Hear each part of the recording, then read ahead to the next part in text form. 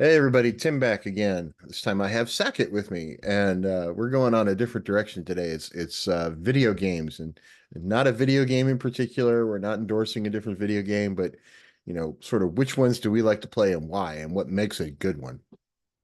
So, Saket, why don't you introduce yourself, and I'll let you start in on what you think makes a good video game. Hi guys, my name is Saket I am a business analyst and a part-time gamer and a little bit enthusiast. I work with Mr. Timothy and his company, and we work on one for all social product. That's how we meet. And through our conversation and some downtime, we speak about the games and all the stuff. As Mr. Timothy is also a gamer of Warhammer and stuff, and I like RPG and action games. We'll do a deep dive into it, how I started, what kind of games I like, and what's the general idea going on in the current market history, stuff like that. So RPG games is always kind of one of my favorites. Like I like those. In fact, I Mhm. started playing I bought for Nintendo Switch I bought for my kids the Super Mario RPG for Nintendo Switch. And it's kind of a fun one, right? And my kids are kind of not used to that turn-based sort of thing, where you have to have more strategy than you do sort of like, the MMO where it's just okay, try to not die and kill people, right? So they're used to more like the Fortnite sort of thing, where it's just survival of the fittest. And now this one kind of forces them to think about what you're doing a little more. And to me, that's always been a little more interesting. I mean, I'm old enough that I remember when Pac-Man was new and like Galaga was new and all those things came out the first time. So that's sort of where I kind of grew up playing video games, was in the old school stuff. The Atari 2600 world, and beg your mom for quarters and ride your bike down to 7-Eleven and see what they had this week. But the new stuff, it can get really complex, right? So you play some ones that are far more complex than what I play, because yeah, I don't necessarily get too into the games where it's like you have to have like Halo. If you don't play Halo often and a lot, you're not going to survive. You're just going to die pretty quickly. Right. So you play a little bit more of that really involved stuff than I do. And I've always wondered what the attraction is, because I just don't have hours to sit there and get better. Similar stuff goes with me when I go into RPG side. I'll start with the one which was my first RPG, was Neverwinter. Okay, Mhm. everybody pushed me out because it's staying around the corner. It's so long. Now it's free. They also introduced Neverwinter too, so I jumped right in, and cool story and stuff like that. But then always was a free to play, and you cannot progress much far into these games because it takes time, and you have to literally customize your character, spend hours into it, read the guidebooks and stuff like that. Mhm. So RPG, I won't say it's for casual gamers, but definitely a thing for you to try. And funny thing about RPGs is that now mainstream gaming, like AAA games, are also bringing those elements to RPG. And around 2014 to 19, they all tried their stuff out after Witcher 3 because they bring out the RPG element in the AAA games, Mhm. and they were quite successful. Ended up Game of the Year. Then Ubisoft started applying their formula, and they terribly failed in that manner, and that was Assassin's Creed Odyssey. So RPG for me is like the people who are really dedicated to this stuff, who streamers and stuff. It's really great because it has lots of content. You can explore everything, dungeons and stuff like that. You can do everything, and nowadays they're also adding like VR elements to it, and sooner we will be seeing that because Assassin's Creed 2 just launched, and it makes a good game like that. So if they are going on that path, it will be a fun to play if the VR RPG came in. So even guys like you and me also who are casual can play. But as of now, RPG for me is too much. But Yeah, what can I say? I played Baldur's Gate, the original, right? Way back when it hit, and I thought it was great. And I've kind of been reluctant to dive into Baldur's Gate 3, Mhm. because it's so much more complex than it was, and I just haven't really had the time. And I know what's going to happen, right? I love Yeah. RPGs so much because I play Dungeons and I still play Dungeons and Dragons. Um, and I'm 52 years old. I still play it once a week. But Baldur's Gate 3 to me is one of those games that if you get into it, I'm not gonna if I turn it on and start to play, and this is why I haven't downloaded Baldur's Gate 3 yet, and I'm going to at some point. But if I start playing, I may not sleep that night, right? It'll be like, oh, I have to get up in 5 hours, and I've been playing for 6 hours. But you know what? I don't care. I'm not stopping, right? So it really you get so into them, you lose track of time. Because they've gotten True. so good at that sort of fantasy element and the story element that you just kind of want to see what's next. You're like, I can't stop. I need to know. I need to go what's next, right? And that's kind of what I like about it is getting lost in them. And that to me is why I think RPGs, personally, I like them better than like MMOs, because the RPGs kind of get you involved in the story and not just like, hey, this guy who plays 20 hours a day, 7 days a week just came along and slaughtered you, right? And that sort of takes the fun out of it for me. Because I can never be competitive in the MMOs.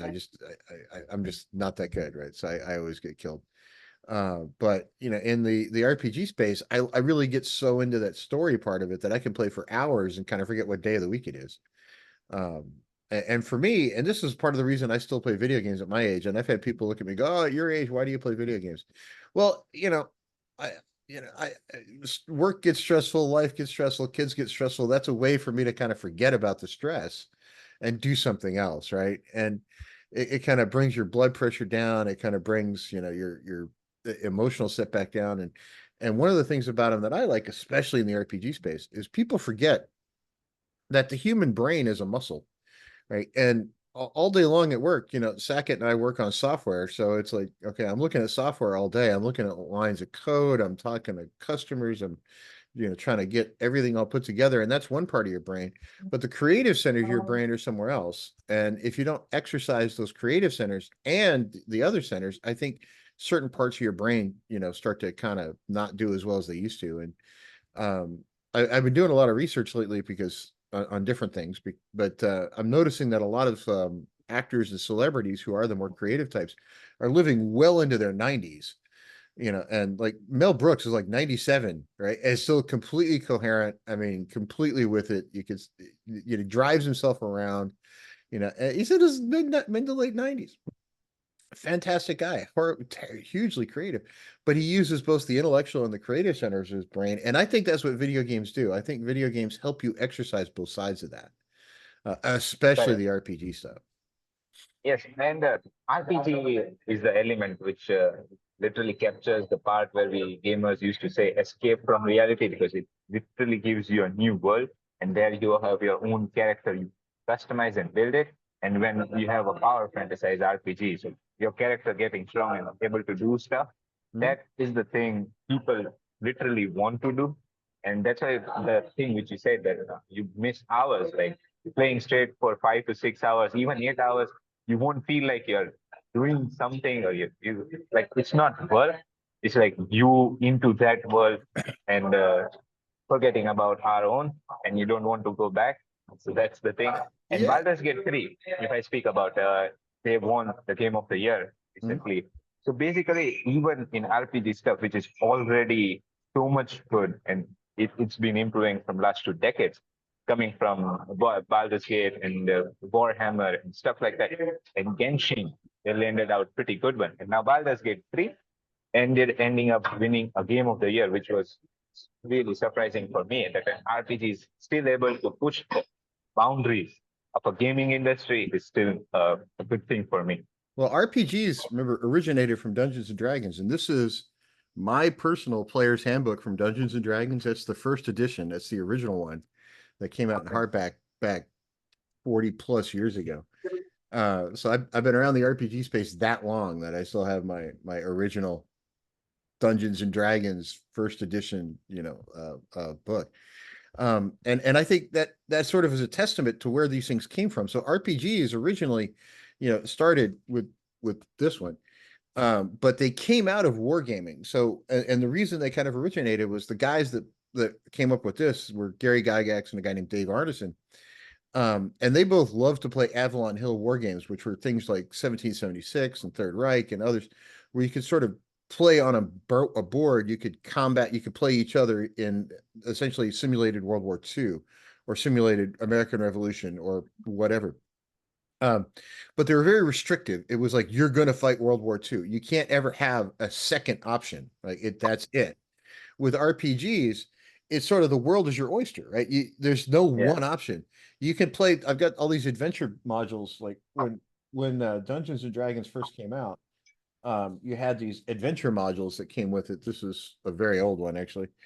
But if you when you play those, you don't have the same experience twice because players come up with different options and different ways to do things, and that influences where you go second and third.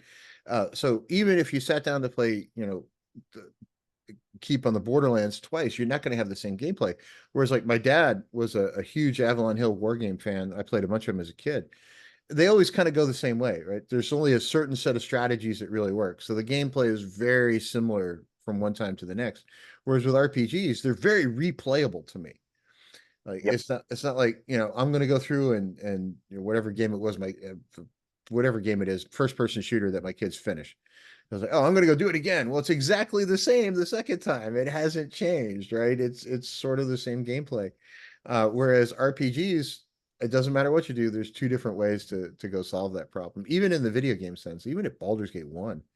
I mean, there's different ways. I mean, yeah, you know where the traps are, you know where certain things are if you play it a second time, but um it But they gave you the flexibility to do things around and then capture those moments. Like you've done a thing with a set of steps, and then when you revisit that other time, then you have other set of steps. And even if you have completed the whole journey and now you have things to try, and you don't even know what chemical reaction that will occur when you're utilizing it to resolve that mystery. It's always new. And even after 5 years, you playing that game, you are veteran, but you still keep finding new things. And that's the beauty of RPGs I've seen so far. Yeah, and our RPGs also introduce a bit of randomness to it, right? So it's like, it's not just about who's got the best reaction time or who knows which set of controls to hit just right to get the sniper rifle to do what you want. There's a little bit of randomness to it because it's sort of pre-baked into the RPG space because you never know in a real fight when, your hand's going to slip on a sword or something, and that's going to happen in real life. So to me, they're more realistic than like the first person shooters. Yeah. And I happen to prefer them for that particular reason because the first person shooters to me kind of, they're to me they're almost like I don't know. There's just something about them that don't suck me in the way an RPG does. It doesn't. I can't sit there for hours. I could sit there for about an hour, and after an hour, I'm like, okay, I can't do this anymore. I need a break, right? But RPGs, I can keep going and going and going and going, and it doesn't bother me in the least. I should start a Baldur's Gate tournament. You stream? I should download Baldur's Gate 3 and we should do a streaming thing for BG3 just because it'd be fun. Sure. It's a new thing coming in, so why not? Everybody likes to check out new players. Even and newbies all the time get the new reaction, you know, because Yeah. they are the ones with the creative mindset. Like, how about I try this into solving this? So definitely fun to watch around. And now, if you are speaking about first-person shooter, funny enough, so I didn't like those games. So when I started playing around, there was only one game out there, and that was Counter Strike 1.6. Everybody used to like dive into it. People used to make groups, and after the school, we are going to play in the game shops. Friends are already there and stuff like that, but never really emphasized me, But just to be part of the group, you walk along and then you say, and in my opinion, at that time, that was a very demanding game. You have to keep your, like, what we can say, skill level up, you know, Mhm. and train yourself. That was way too taxing for me at that time because I am going there for fun. I have only 1 hour a day It- that it- time. And then, exactly. They're not fun because you have to like train your reflexes. You have to memorize everything. You have to spend all this time. It just sucks the fun out of it for me. I just can't do it anymore. yes. And I was, and in Valorant came out just before the lockdown, so I started playing into it and then started watching pro players tips. Even they used to say that you can only have good games like 3 or 4, and then you have to stop and stop the game or play something for casual if you want to, but then stop. So what's the point? I cannot go for 6 or 7 hours. That's not that kind of game, and your performance will keep decreasing. While in RPG, I don't think that happens because we are fun. It's adventure game.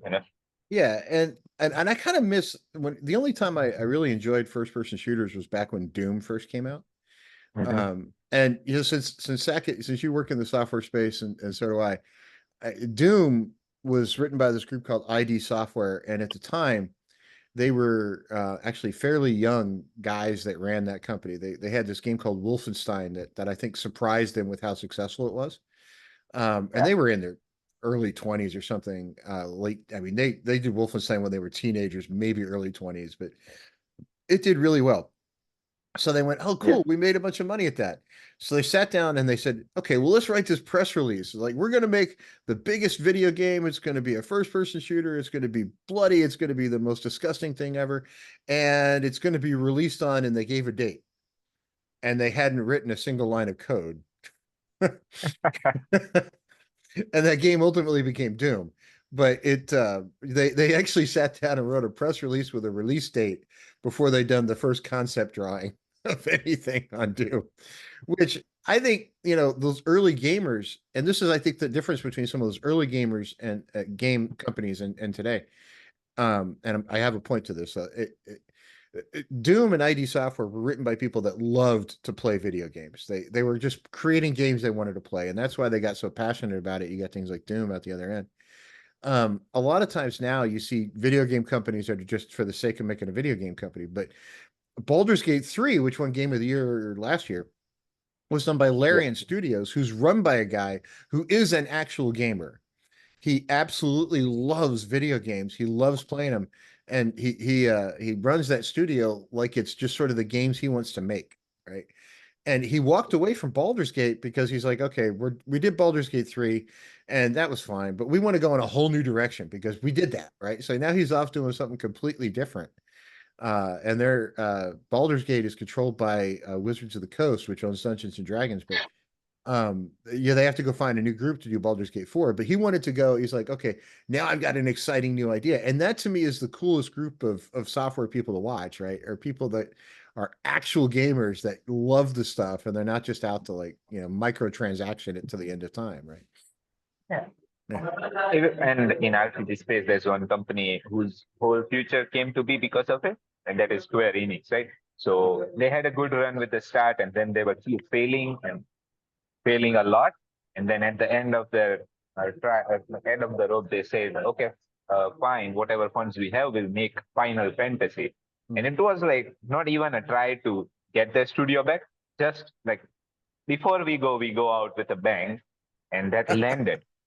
And now, like they are 26 years in with 18 games and lots of stuff, and an empire was built out of Square Enix from Final Fantasy, and that's turn-based RPG. And now they are evolving into having hack and slash elements from after Final Fantasy 16. It's still going on. People are still playing. And recently, last year, I guess Final Fantasy 7 remastered came. So they're still hooked to it. People are still playing And these games. and Final Fantasy launched a movie series also, right? I mean, it was the Yeah, video game that launched movies. You don't see, I mean, you're starting to see a bit more of that with Halo had a series, and there's some, uh, there's a couple Last of others that Us. have, yeah, some of those are happening, but I think Final Fantasy might have been I think there was a Super Mario movie before that, but it was terrible. But yeah, it was sort of the first really successful franchise that came out of a video game, and it worked really well. I really Yeah, like the movies. RPG saved them. Like RPG saves them, right? Yeah, So those were kind of cool, and I think culturally, just I live in the United States, you live in India, right? So it's one of those things that's like people play around the world. I mean, I've played online video games with people in Australia, England, Germany, India, China, from everywhere. It's sort of the thing that I think unites at least people Generation X and down, yeah. that are like, I don't care where you're from. If you're a good gamer, bring it on, man. Let's have a fun time. I don't care if you're, communist. Politics never really enters it between gamers, right? I don't see that. It just nobody gives Never, a never. crap one way or the other. And that to me is the coolest part because it's almost impossible to escape politics these days. But in the game space, I don't see it. It's just not there. It's so cool, at least in video games, right? So Yep. to me, it's just fantastic. But anyway, is there a game in particular you want to that you're playing right now that you want to talk about? I'll speak upon Ghost of Tsushima. I just finished that game. Morning I was finished the main storyline. I finished, and now the part of the next DLC came in. That is Iki Island. So I'm loving that game. I'm literally like genuinely fan of it, and every bit of detail they had, the parry system, and especially the system around, I'll say. So whenever these type of game come in, which has a cinematic feel to it, they what they do is that they remove the mini map from the screen because they want you to feel that you are actually there. They want to make a what do you say, as I said, cinematic feel to it. They have found a cool way to guide you from point A to point B, like to your quest destination. And that is like the wind feature they have introduced. That is why when you click G, a gust of wind flows in the direction of where the quest is. So basically, it feels like you are still in the game. No maps are needed, and so that is one cool feature. And then the parry systems and the way the ghost element. And all the game part is like 10 out of 10, but the story itself is like on a different scale. I'd like to watch a movie upon it. And if I they did get a chance, I'll just edit the cutscenes out of the game and then you can uh, like play it as a movie. Because the story itself is so, I can say, I'm a part of it, and the main character struggles not just outside because there's an invasion going on in his country, and then there is an invasion in his um, heart that he has a code of samurai. They fight like with honor, stuff like that, and you have to fight openly, challenge them, and then you cross the sport. But Mongolians don't have that; they don't have limits, and then we need a ghost all the abilities of samurai. He does not have honor. And when you reach at the end of the game, there's one really great dialogue. I don't know you've seen the edits of it, but his uncle says that you have no honor. And then he replies back when seeing in his eyes that you are a slave to it. Well, I mean, yeah, that's sort of and that's actually kind of an interesting point because I think you know the um the world does change as we go on throughout history, and I think video games try to reflect that. So like the samurai, were always these code of honor guys, and that may or may not work in the modern space as much as it once did, right? But this is I got to show you a screenshot from the one my son is playing. I bought for my kids. Right, so this is Super Mario the RPG. Uh-huh.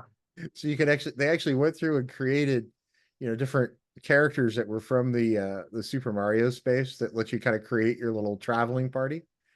Mm-hmm. Um, and it's been so much fun to play to go out and have Mario have to go off and fight different things, but it's not like normal Mario where you just bounce on him, right? It's actually an RPG kind of game. So um, I think it's kind of an interesting way to play, but to me, I always kind of like that RPG game where it's just always just sort of random encounters in a space. But anyway, all right. Well, we should probably leave it there, or we could talk all day.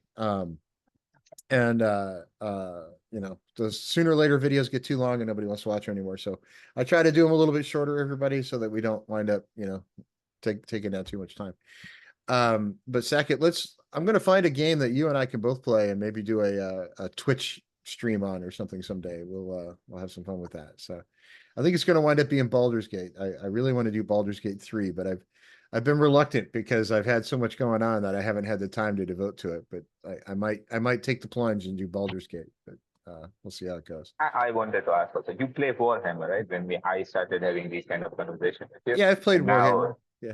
yes, and now they are having a sequel to the original game, so have you Yeah. checked that out? So that's Yeah, I'm why. gonna have to check that one out. I got trapped the other day. I was playing I went through this sort of this kick where if it had anything with a big stompy robot, that kind of walked along and clunked and shot missiles, I was playing it just because missiles fight robots fire missiles at robots. It just was sort of a thing for a long time. Yeah. And then I started playing there's one on Nintendo Switch called Arms, which was like a boxing game, but like really goofy kind of boxing game. That Mhm. you could have different arms where the creatures would the robots would fight each other. So I just kind of went through this whole robot thing for a while where it was like, hey, I want to do that. And the thing I like about Switch versus the other systems is I have a Switch and I have a play Xbox and PC and whatever. But the thing I like about Switch is the games are kind of goofy. right? They're not like normal. They're not like high res and crazy, whatever. They're just kind of silly. And that to me sometimes is kind of fun. So you pick out one that's just sort of weird and go with it. Like Super Mario RPG. Who'd have thought about that one? But it exists. So there you go. Yeah, with Mario, I never realized this. Like, what more can you do with one character? Like, it's going on since you were a child, right? Like, It's he debuted in Donkey Kong. He was trying to rescue the prince. He was the guy. He was the character in Donkey Kong. So yeah. yeah, a plumber rescuing a princess. Like that's a concept. But now see where they have reached. Like a guy is jumping on everything, trying to save a princess, and now RPG. And they even had a racing game, Mario Kart. Like, what more can you do? And they really left you in surprise every year. Yeah, we There's have tons of shit to do. and Mario Kart actually was the reason that Sonic the Hedgehog or Mario is the reason Sonic the Hedgehog exists, right? Because they needed a competitor for the other Yeah. game system, right? So Sonic is sort of that version of Mario, just in a dressed up as a hedgehog. And he runs really fast instead of having a car. All right, I get it, right? But it's Yeah, funny to whole watch how whole this. franchise came out of Nintendo Yeah, I with the mean, Sonic. if it weren't for this goofy plumber, you wouldn't have Sonic, right? So it's like, you have to look at what that goofy plumber gave the world. And irony coming down to not just that, not game space. Nintendo also were the ones who created PlayStation. At the end of the time when they were having a deal with Sony, they said, "Nah, we don't want it." But Sony just went ahead and launched the PlayStation, and now we have a whole company with their own set of games against Nintendo. They're creating their own demons, I'd say. Yeah, and so it's kind of interesting to me, and somebody recently talked to me at because I'm one of the founders of One for All Social, and somebody was like, "Oh, what are you going to do next?" I'm like, "Can I finish this one before we worry about what's next? I don't really want to start another one." But there's been some people talking to me about getting involved in the video game space. So I started looking at it a little bit, and Hmm. it's expensive to get into that space. It's A lot it's expensive. 50 $75 million to start a decent video game these days. So it's gotten to the point where video games are. So I did a little research on it. I'm like, why is it so expensive to write one of these things? The 70 50 75 Baldur's Gate was more than 100 million bucks. I'm like, that's a lot. It turns out video games as an industry are 3 times the size of Hollywood, right? So if even if you add Hollywood and Bollywood together, you don't equate the video game industry. It's it, Okay. it's not even close. So it's massive. It's huge. And people that are like, "Oh, I don't play." Yeah, I bet you do. I bet you probably play one or two little on your phone. You've probably got one somewhere that you play when you're sitting there waiting for people. So, it's an industry everybody's has. I think it's a great piece of entertainment. And I think anything from, Monopoly Go on your phone on over to Baldur's Gate, it's just fun. It's, you know, great way to relax and spend time. So, all right, we should probably leave it there, man. We should do one Yeah, of these about once a week or something and just kind of pick the next topic and go someplace. But definitely. everybody have a good day. Like our own channel of Live our own people channel. things that. Yeah. And Yeah. then I like you guys who are watching this stream to pop out some questions or things would you like to talk upon. Please do that. We could do a live stream at some point. I have to find a good time to schedule it because if I schedule it since you're in India, if I schedule it at proper US time, it'd be like 2 in the morning for you. So we have to find a good time that actually kind of works to attract people from either one country or the other.